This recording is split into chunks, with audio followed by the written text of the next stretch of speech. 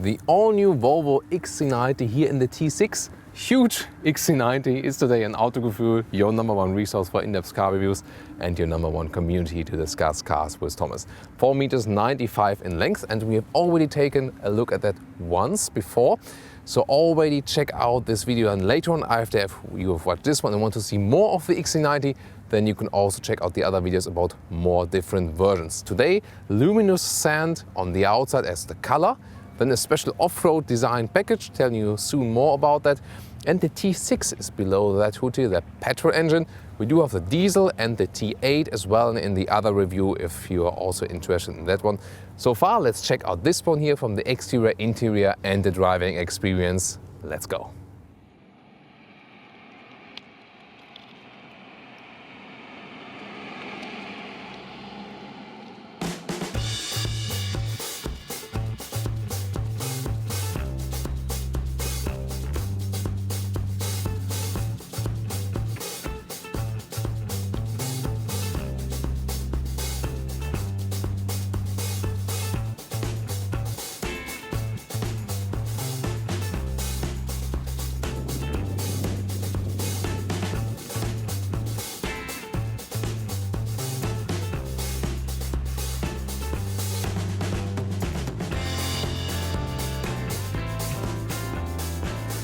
Let's start with the design here in the front, a huge grille, and this is a new Volvo design and will also give some inspiration for following Volvo models. I think it's really very beautiful. My favorite front also with SUVs in general. I think it's design-wise my favorite SUV at the moment. You see those special headlights, they're called Source Hammer as they form this T. Full LED light, and this is a daytime running light. I can also activate it quite soon as you see the difference.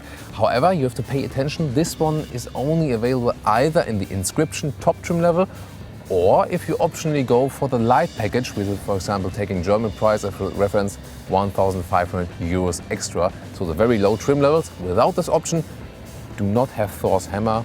So pay attention that you really get it, because it looks quite awesome. About the pricing, taking Germany as a reference, there's this magic number that it starts below 50,000 euros, so 49,000 euros, with the new front-wheel drive engine, front-wheel drive diesel and the very low trim level. However, the car gets expensive quite easily, so whereas the entry version is way cheaper than the competitors, Audi Q7, BMW X5 or the Mercedes GLE, which we'll also soon have in our review, then, well, it kind of gets easily above 50,000 euros, of course, already, for example, with the T6 petrol engine we got here beneath the hood. But then again, if you take this very test vehicle here, with a lot of option it has, we are almost coming close to 100,000 euros. That's, I think, way too much. In the side profile, again, such a beauty, and I really prefer this classic SUV layout where you don't have this coupe style of ending like in the X6 or in the GLE coupe. What's your opinion on that one? You rather prefer it in a classic way there or in this coupe style? I think it really fits the car, definitely, and they keep this style. You see, this is a little bit special here because we have those huge plastic fenders, and this exterior design package, it's called rugged luxury, so kind of dirty luxury. And it looks kind of amazing, looks kind of off-road style, especially here in the front part. We also got kind of aluminum side step here, good contrast again to the black parts here. And well, you might think about, okay, is it really off-road suitable? Yeah, actually it is, but I mean, the extra price for it is 4,000 euros. Come on, that's really too much for this option. Furthermore, why does this car here look so aggressive? 22-inch rims, and that is really huge. You can easily damage them, although the tires are a little bit overlapping, but you do lose comfort with those ones, and maximum ever should be 20-inch, but even 19-inch is totally okay for this car. And in the rear, very unique is that we got those huge vertical taillights. This is really special for the Volvo, and well, they polarize, of course. But here, with this one, they keep the standard Volvo DNA, so a little bit similar to the predecessor models, but of course, it is definitely a huge step forward also in design for Volvo itself. Although this rugged luxury package is really expensive, it is kind of spectacular. Although when it's completely clean, as you all can also see in our other review, it also looks very nice and elegant. So definitely from kind of all angles, my favorite SUV as for the design.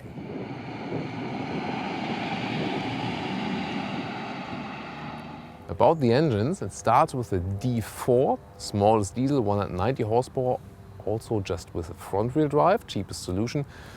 Well, if you don't go off-road, why not?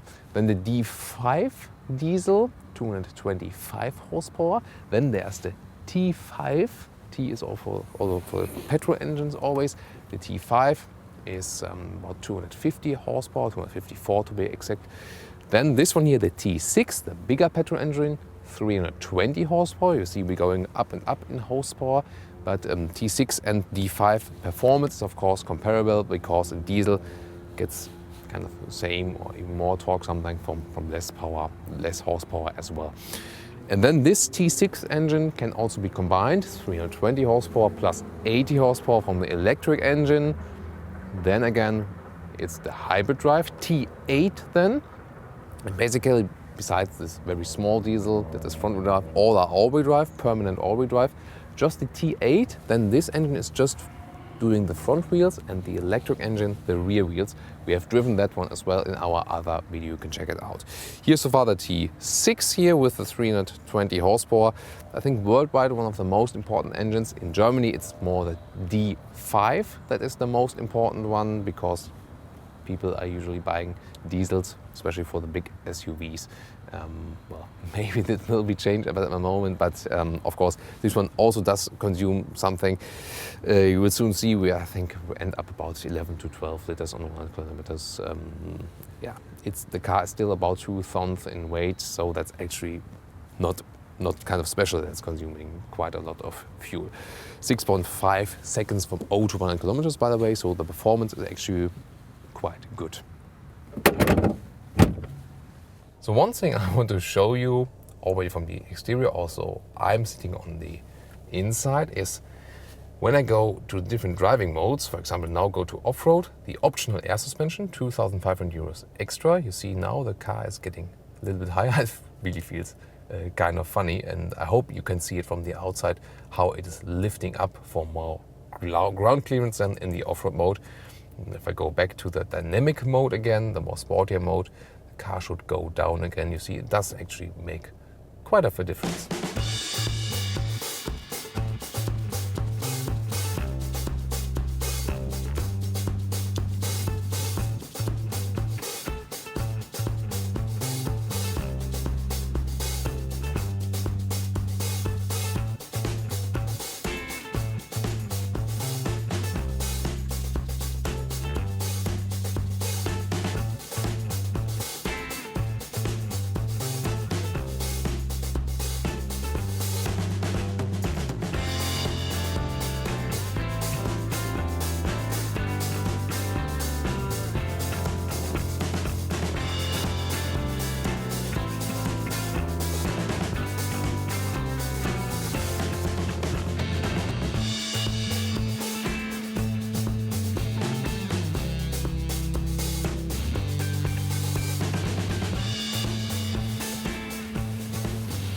Let's get inside, starting with the key.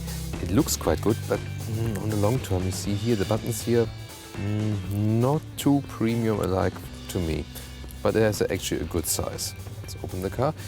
Pretty solid door handles. And the first look inside. We start actually with the kinetic trim level, that's the lowest one. This one here is Momentum, the second lowest kind of, 4,000 euros extra in Germany. But again, already and then with leather seats. If you don't want full animal skin, then you have to go with kinetic and then pick all of the options what I would recommend. All other things, Volvo says, okay, we're doing new ways, we're doing new stuff. But then they lose their way in offering leather alternatives. That's a pity. The design, however, Scandinavian design, and it's really beautiful. We got a completely new steering wheel. Here, brushed aluminum elements, which I really like. And the dashboard is a little bit softened up, as you see right here. And what you can see from this perspective already, that the form of the seats, not talking about the surface, the form is really good and suits to the body. I think Volvo has one of the best seats. Also that the head restraints are usually quite off in the front and you can really lay with your head on them. That's actually a good thing. And what you can also see from here already, the brushed aluminum, very big part also in the middle console. What else you got from serial production? For example, you already got a 2-zone air conditioning. And when I'm inside, I can really confirm these seats are really super comfortable. We will have especially a lot of fun with them on the long term, even more when you have the standard cloth option as a surface. About the controls of the seats, for the back part, front and back, here you can put it higher even. You see I'm sitting high already. This is the front part higher and usual front and back. And then here I can first of all put the lumbar support in and out, but then when I use this switch here in the front, I can also see it on the touchscreen. Then I can, for example, change this adjustment to, for example, the lower part, that I can lengthen the seat. Very good for tall people. And that really adds even more comfort, you see, especially for my long legs. And still, short people can still sit on it when it's wide in there. And then you can also, for example, adjust the side of the seats, the side polster. You can see it right here. You maybe just hear it, cannot see it that much, but then I got more support here on the side or less again. That's the way it looks like in the central screen. Here to change the different options of the seats. The styling very beautiful also at the inside of the doors with the matte aluminum. And you know, we don't have too many design lines. That is also about Scandinavian design. One main scheme is keep it simple, and the same we see in the middle console. We don't have many buttons left, which we've seen in older Volvo models. Almost everything is done via the central control screen now. We got everything on there. We're going in detail on that one as well. You know, that basic design scheme is like this. I'm not sure. I don't like the basic design scheme, how it's kind of said. It looks a little bit deformed to me, but that's maybe just my personal opinion. Tell me your opinion about that one. I more like the central button for the volume here that has this kind of diamond surface and also feels very nice when you turn it, for example. And as I said earlier, this surface here for the holders, we soon also check out what's behind it. That's also very beautiful. And we got the diamond scheme here as well for the ignition knob. It's an ignition turning knob. You can put it right here to turn on the ignition, also then the engine. And same for the driving mode stuff. That is again in this kind of diamond look, very beautiful. And well, the material quality is overall actually quite good when you feel the surfaces and also use everything. However, the other premium manufacturers, how does it compare to that one? Audi is definitely better when it comes to this scene and felt quality. Mercedes also a little bit better, I would say, and BMW, yeah, I think so too, but that maybe is the thing that comes close to it. But overall, definitely satisfying. I see in comparison to some pre-production models also the buttons at the steering wheel have improved a little bit in the quality. However, the steering wheel itself is not really my favorite just from the visual part. But overall, they have created really a great design and especially fancy Scandinavian design. As I said, keep it simple, but still keep it beautiful at the same time. So what's your verdict here on the general cockpit overview? Storage spaces, you'd see here at the inside of the doors, it's kind of slim. A headphone case does fit in there. Then it's a little bit bigger for bottles or something like that, but for such a big SUV, there could be a little bit more space there, definitely. The glove box, first you see, oh wait, there's no way to open it, you think, but there is actually. And the knob is right here at the middle console, and when you then press this one, there it is. It slides down, also quite smooth and, well, reasonable space in here. And it is also cooled, what is good for summertime. Then in the middle console, that is my favorite part. One small slider here, for example, for a garage beeper. Then the huge slider in here. 2 beverages holder, 12-volt power supply as well available. Or maybe you can put some mobile phone in there. There you have to press. And then below the armrest, there's also some hidden space. CD changer, and here we got a USB and an aux-in slot. Just one USB slot though. could be actually more. There's no storage space at the ceiling, so that's kinda it for the front part. One more storage space I have discovered right next to the steering wheel. Actually a quite handy solution. Let's get into the interior details. You see, this is command control for all the windows. You can also adjust the side mirrors there, the left or the right one. And then this button is also quite important because this is the children's safety lock from when you can't open the rear doors from the inside. In comparison to all the other design details, I think the steering wheel does look cheap. It doesn't fit to the car somehow. That's how I think about it. Then the controls here, this is for example for the volume control. Here you can change through the different options. Voice command. Then here this is for the adaptive cruise control, to continue it, to lower the speed for that one. And this is to browse through the menu as well. For the instruments, also a digital version is available. Not really necessary, but that's how it looks like. And then you can also adjust it and have different digital informations also in the inside. And we can, for example, the information on the left part is speed limiter, or you can change, or the adaptive cruise control. There you can change it, for example, as well. Also the gear information is displayed in here when I change to the rear or neutral, or when I'm D and then N, then I can see which gear is actually put in, for example. I do like the gear shifter. I think it's quite sporty and it's actually quite fun just to use it. However, you've maybe seen also this crystal knob here. That one is exclusively available for the T8, for the hybrid. You can see it in our other video, which we already have for the XC90. Now we can see them in detail. I really like those knobs, and the haptic feeling around is very good. Also for the driving mode, you press it down. I'll soon show you the details when we drive. And then you can roll them up and down to check out the different modes. Again, very good feeling also how the metal aluminum feels. You just have the buttons left that are really mandatory, for example, for the emergency turning indicators and stuff, and for the heated rear windscreen. And here again, the very nice design scheme, and the knob really feels very good. Or pause and play again. And that brings us to the sound system. I've put on some quite old trance music, for example, now.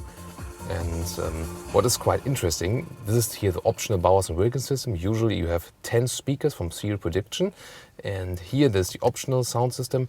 And the interesting thing is, when you go here inside the middle screen, I'm showing you again, right here, you can, for example, pick studio. This is then kind of optimized for the driver, and it sounds rather flat. But then if you go to the concert hall sound, that is really totally different.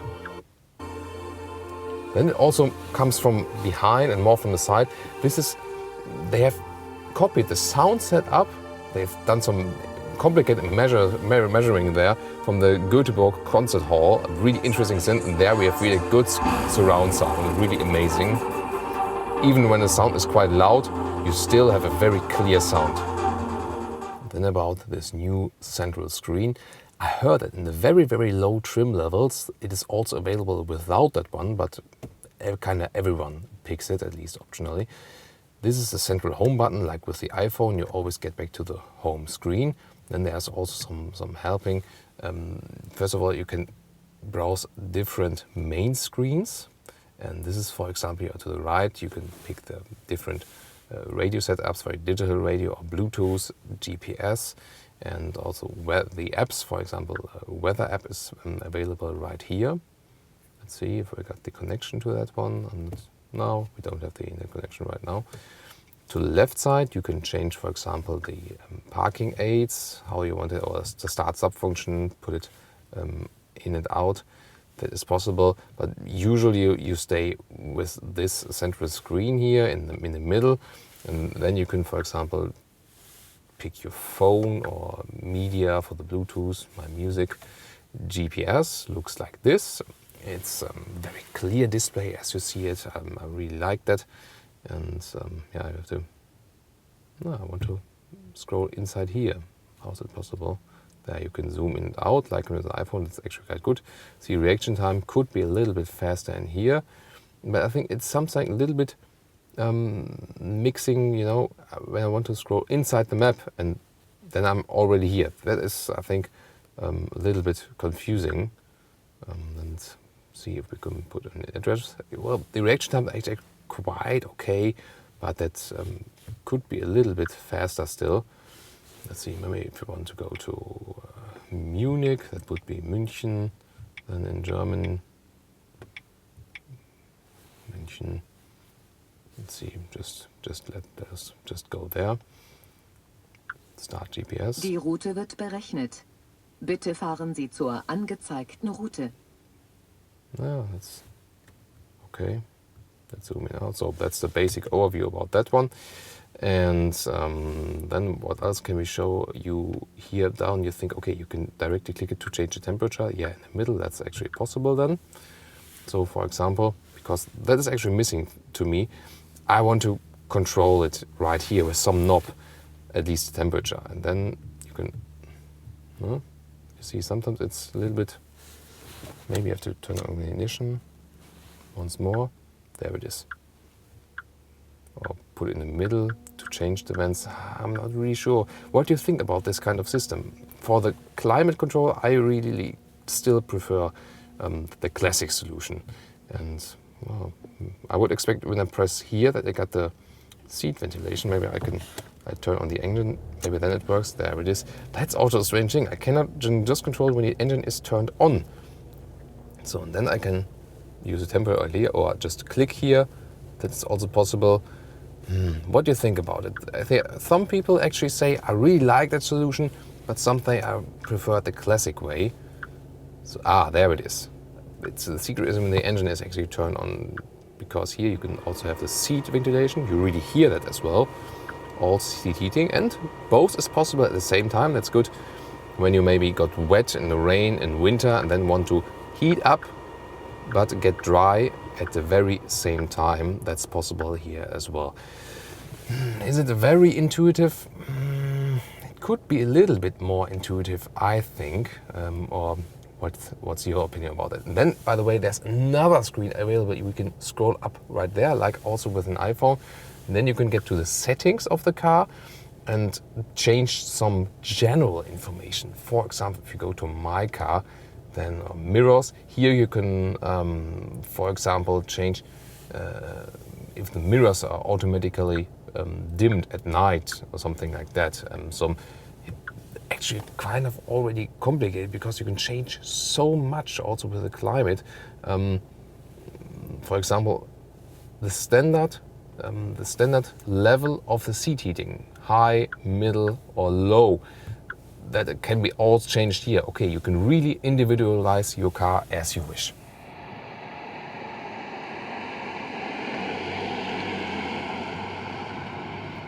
Let's check the rear compartment, as I would be sitting in the front. There's 1.86 m. Of course, with 5 meters length of the car, there's still plenty of space, and that's the good thing about it. It's a really good travel car for not only 4, we can say 5 adults. A lot of knee space. We don't have a panoramic roof in here, but this kind of space above my head, 1.86 m, as I said. Even with the panoramic roof, you would still have enough space, and you got the very upright seating position. And my point is, you get more comfort than with a high luxury sedan, because here in those big SUVs, you sit upright. So for chauffeur purposes, for people sitting in the rear, I think that's a better solution than a classic luxury sedan where you more have this lying position. Also in the middle part, well, the seat is stiffer there, and you see I'm sitting a little bit higher than. That's actually not the best solution then, but there are of course a lot of flexibility possibilities. For example, you can put this seat more on the front. Someone with shorter legs could sit then here, and then you have more trunk behind, and it's also good, or maybe easier, when also the 6th and the 7th seats are used, soon showing you that as well, then you have more space for that as well. And the same also accounts, let's see, for the middle seat, you can also put this one in the front, and the 3rd seat as well. You're kind of flexible there. And what else is quite nice, is that you here got a fast solution for kind of child seat.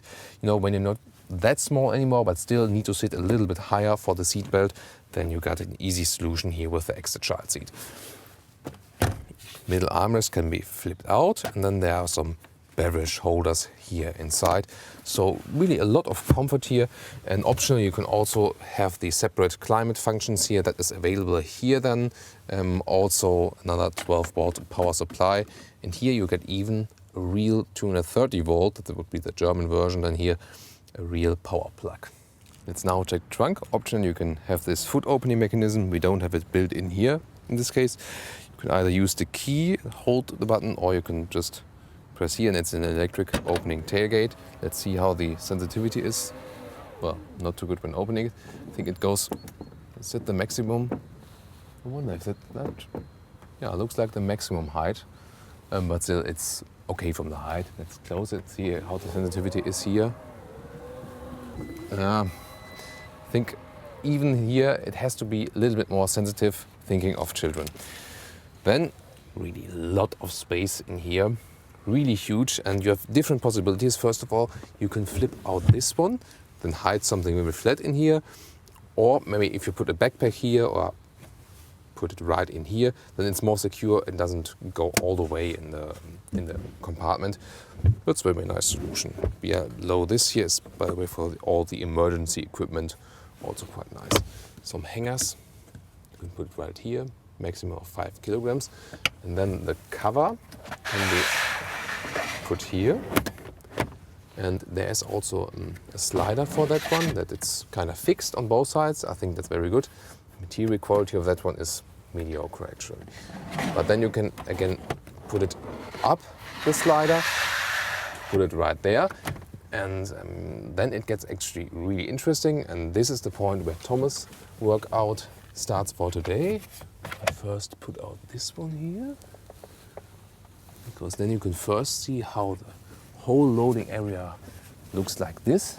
And then we start to play around a little bit with the seats, and this will be very exciting, especially for people with children. You see those head restraints, they flip down now automatically. There it is. And then we have an even flat surface here. Second seat. And that looks really good because you get an even loading surface. I really like that. And the third one, maximum flexibility. Wow, that is really a lot of space you have here, definitely. And then, however, you can have this 6th and 7th seater option. Flip them out like this. Also everything quite easy, and also flip out the head restraint. There it is. And then I can also put the other seats up again, that I can show you, and put them maybe a little bit in the front soon. Then I can show you actually the difference. So if you maybe come around here, you can see then how I try to get in the 6th or the 7th seat. So I think the best solution is if you put the seat here a little bit to the front, and then you can use the option up here, this one. Not the lower one this time, but the upper one. Then it slides also a little bit to the front. Then I get an access into it. And I can sit here, and the things, the roof is that high, and there this square design of the car plays a big role, that I still have kind of enough of headspace, and that's kind of very rare in the 6th and 7th seat.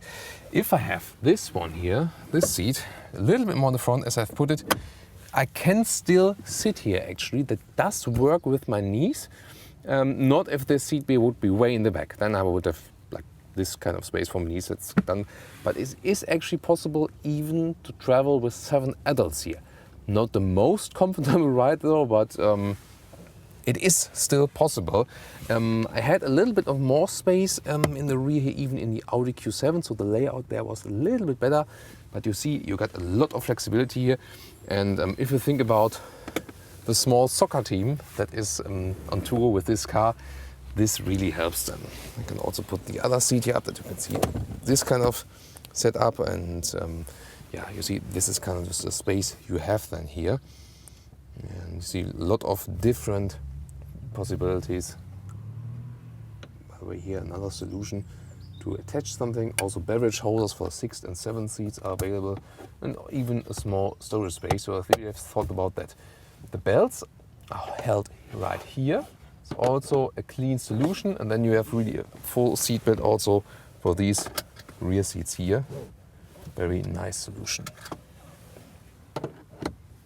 You don't have to be strong for all these systems. For example, if you want to have it flattened out now here, 6th and 7th seat, also quite easy solution. And as we have the optional air suspension, we can put the car a little bit lower for easier loading, and higher again. You hear it maybe and see it a little bit.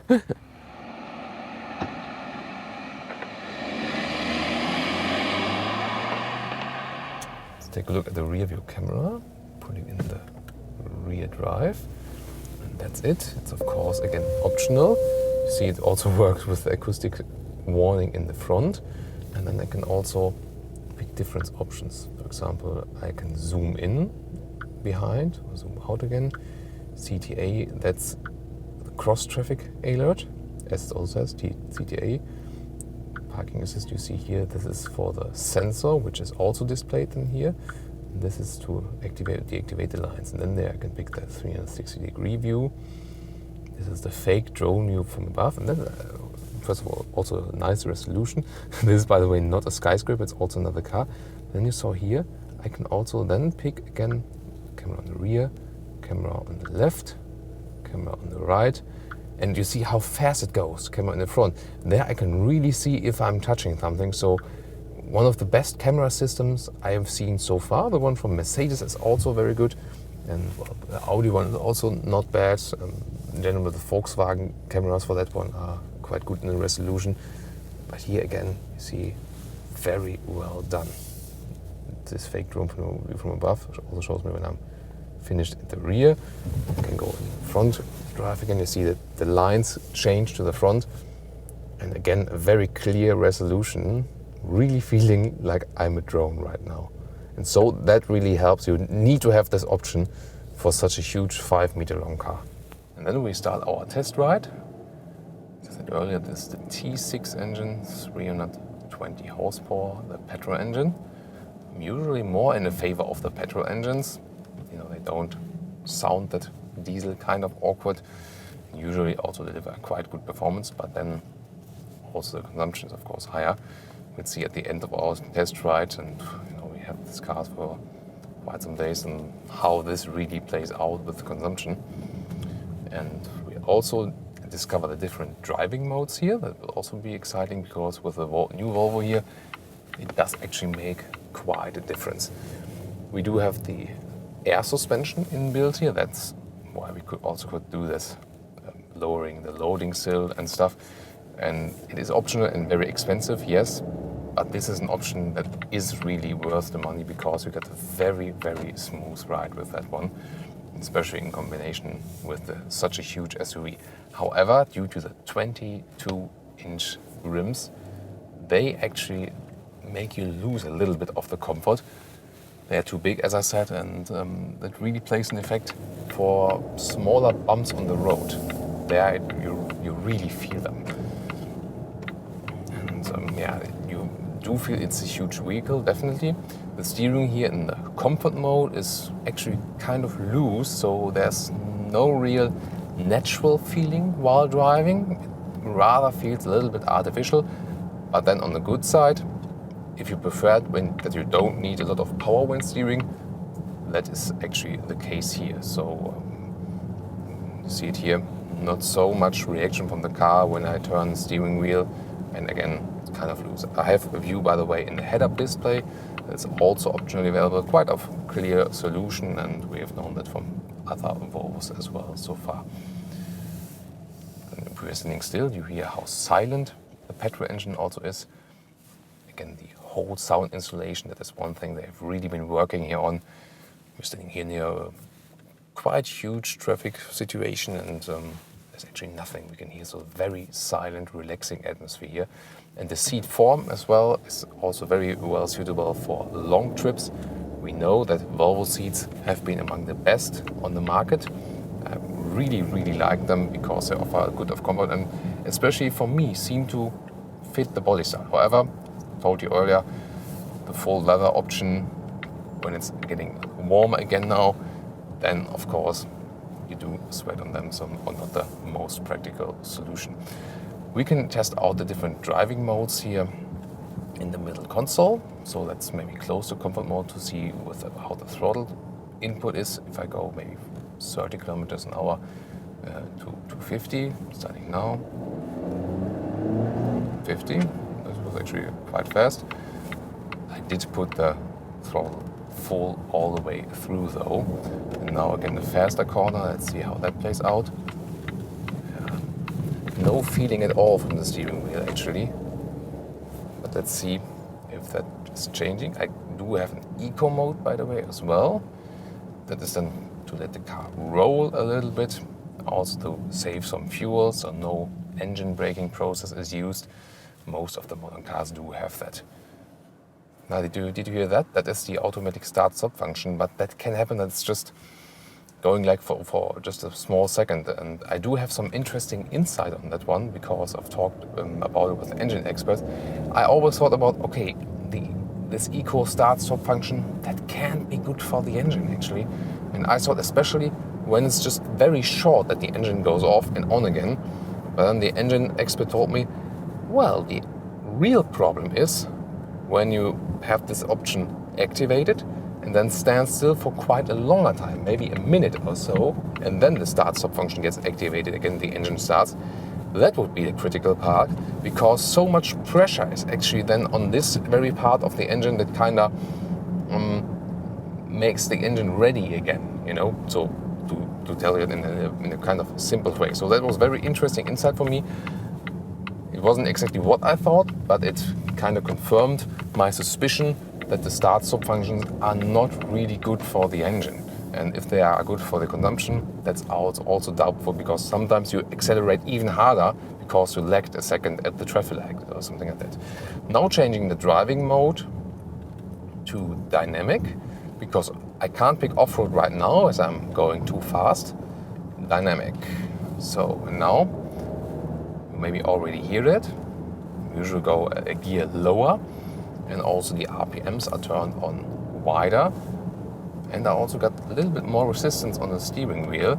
And usually I don't like this dynamic racing mode because, well, sometimes the steering wheel gets too stiff. But here, it's actually quite okay. But you see, it's not really the best car for fast corners.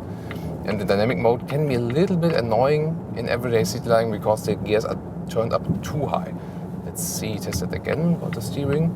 Yeah, you get a little bit more resistance, a little bit more feeling from to the road.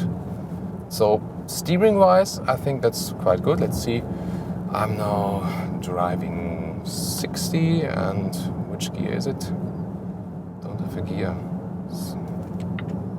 That is actually missing here, at least right now, but maybe I can do that manually. Fourth gear, it was fourth gear. So that's still quite okay. So maybe I would go for the dynamic mode in general when riding this car, because, well, it feels a little bit better to me than the steering wheel would have no feeling at all. When we're standing still here now or going slower, I can also go into the off-road mode. We will not do the off-road riding today, as I've told you earlier, because we have the 22-inch rims and we would easily damage them. But you can check out some sand driving in our other XC90 review. Off-road means that the air suspension is, I'm not sure if you're seeing it inside on camera, but we have also shown you on the outside. It's really funny because we've been moving up. It's a really strange feeling then, and now you're sitting higher. And you might think about, oh, you're sitting higher, so the car is even more comfortable. No, it's directly the opposite, because you lose damper space. And so the car feels stiffer when it's higher. It's kind of a funny feeling. And that's really for going slow and, you know, have more ground clearance and you don't damage the vehicle from the underfloor. However, if I go faster here now again, then the car automatically lowers. It was about like 40 kilometers an hour. Then the car automatically lowers itself. That was an acoustic warning, by the way, from the emergency system, from the front assist, because there were some parking cars at the right side of the road. the car was thinking, oh, maybe you're crashing into these ones. So that was not a perfect thing here. But usually the systems that Volvo is offering, they are really, really very good and very refined. We also got the adaptive cruise control here, and I've told you a couple of times already in our reviews, switching to comfort mode again, that the adaptive cruise control from Volvo and Mercedes are, for me, at the moment, market leading. So you kind of never have problems with it, just flow with the traffic. This is also one step then to autonomous driving.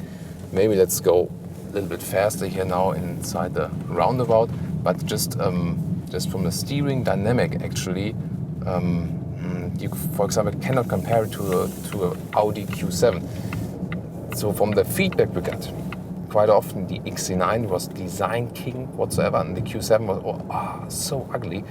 The Q7 doesn't attract to me.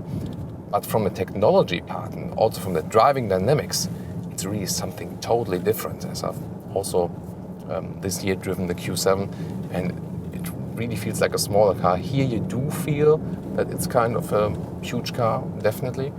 And it's also not this kind of Volvo driving feeling. If you have owned or driven a Volvo before, you will not recognize it. Some of the elements stay the same, of course, for example, also the seat form or something like that. But everything else, no. I'm not saying that it's totally bad or totally good. Just the fact that it's really different. It's not, you have the Volvo lineup before, you knew that there was something kind of the same with the XC60 if you drive an S60. But here it's a totally different feeling. I'm not sure which brand I would rather compare it to. The Audi feels more refined, also more agile, lighter, sportier. Same actually accounts for the BMW, which I'm quite firm about the suspension as well. Maybe it's more a feeling that can be compared to a Mercedes, just from the Mercedes SUVs, because they are also, a little bit more comfortable, focused, and not that dynamic in the ride. But Mercedes also tries to change that right now and go in a more sportier direction. Let's see if we go over some speed bumps now, how that actually performs with the suspension. Of course, you do have a great comfort with the air suspension. And now some speed bumps which would maybe be a problem with normal car is actually nothing to this huge SUV. But one thing is, really, due to this 22-inch rims, you do lose the comfort in detail. So the overall evening out of the ground surface, that's really good by this air suspension. But it doesn't make sense to go for the air suspension and then make the suspension worse again by 22-inch rims. So you really feel it now as we went over the small bumps. You see here, long steering ways again. Let me check that out in dynamic mode again. Going for dynamic. That's the throttle input. The performance of the engine is really good. You might think about, do I really need a 6-cylinder in such a huge car? Well, actually, no, you don't. The 320 horsepower that is delivered from this 4-cylinder engine is really, really enough. 6.5 seconds from 0 to 100 kilometers is the performance figure. And yeah, that's totally fine. You won't really need anything else. Let's see if I can get some consumption figure here for you as well. That is the radio. Oh, by the way, the dynamic mode is a little bit better with the steering again. However, now it's also a little bit stiffer from suspension. But overall, yeah, I think the most important thing is it is a really good travel car. There it is, 11.6 liters on 100 kilometers on the last about 1,000 kilometers. That could be actually a little bit lower, but it is still a heavy car.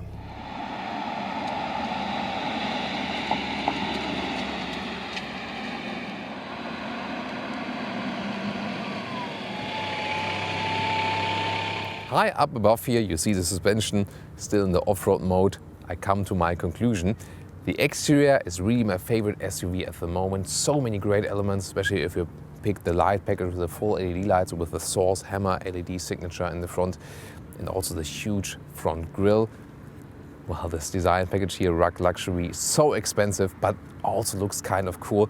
I'm really looking forward to the R-Design version as well. We have shown you that one in a very short video, or also inside the very long documentary we did once there as well. And maybe we'll also soon get the chance to do another extensive review, especially on the R-Design package, because that one is also very spectacular. Then about the interior, design-wise, very good, nice emotional elements, for example with those diamond looks knobs, and the seats again very good in comfort. However, a little bit disappointing that they don't use sustainable surface materials as they are offering in all their other model car lineup. So you really have to go with the standard version to get normal cloth seats here. It's a little bit disappointing as for that. Other than that, very good quality also in interior, not really 100% catching up with the premium competitors. I think they are a little bit better in there, but it depends on the certain parts. Audi for sure, the other ones maybe here and there. This one is better here and there. It's maybe worse, but definitely it is a competitive model in the premium segment. That's actually no question, and therefore also the sales figures have been rising. Especially, for example, also in Germany, it's not really keeping up totally yet, but if you compare it to the sales figures of the predecessor model, this one is a huge success so far. And you know, also our videos got really good feedback for this car here. First of all, of course, but on the exterior, but also about everything else. Technology-wise and from the driving experience, the other German premium manufacturers, they are actually better as for the driving performance. This one here more focuses on the comfort ride, especially with the air suspension. So for long-term riding, this is actually also a very good solution. The comfort, especially combined with the seat form you get here, is actually very, very good. And we do have a lot of flexible solutions on the inside. Also with the rear seat, here with the 7-seater option as well. A lot of space in the trunk. So good flexible solutions as for that there as well. And the infotainment system, I want to hear your opinion on that one. I am not a huge fan of it. It does have some good parts, then again some not that good parts.